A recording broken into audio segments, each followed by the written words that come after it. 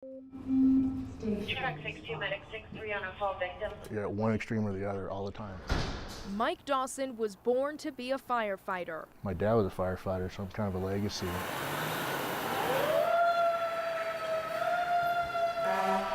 Never fazed by the dangers of the job. It's not that we're taught to be fearless, but by nature we are. For 14 years, in the face of danger, the North Metro firefighter has put other lives ahead of his own. I have an opportunity and a gift to help people. But one danger Dawson never expected nearly took his life. My wife would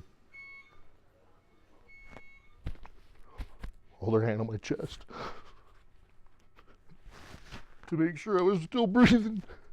In 2008, just 39 years old, Dawson was diagnosed with cancer. The worst thing about that was her heart was shattered. Despite tumors behind his lungs and heart, Dawson once again put other lives ahead of his own, worrying first about his wife and kids. Like, how are they going to do good in school with worrying about me, you know? As his family considered their options, Dawson asked his doctor what could have caused his cancer. He's like, without any doubt in my mind, this came from your job. That's engine 6-1.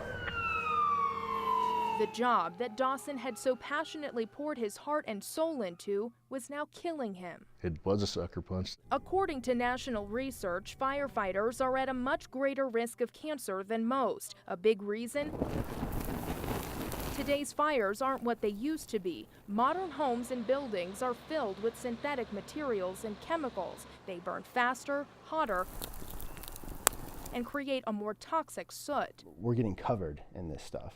Engineer Chris Devine is part of North Metro Fire Rescue's special committee dedicated to cancer prevention. They research ways to minimize exposure to carcinogens on the job, like keeping masks on longer at seams and using industrial washing machines at the station to clean dirty gear.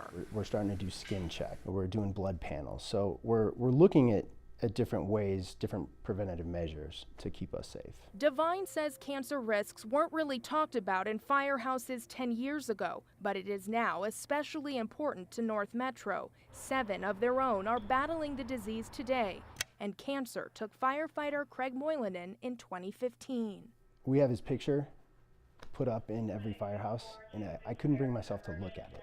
That could have been me. And it was almost Mike Dawson. I mean, there's times towards the end I went to sleep and I wasn't sure if I was going to wake up. But after months of chemo and support from his fellow firefighters, Dawson is in remission. He is back on the job, and no danger will stand in his way. The feeling I get from doing this job, it beats anything, even the fear of dying from cancer. Kelly Worthman, covering Colorado First.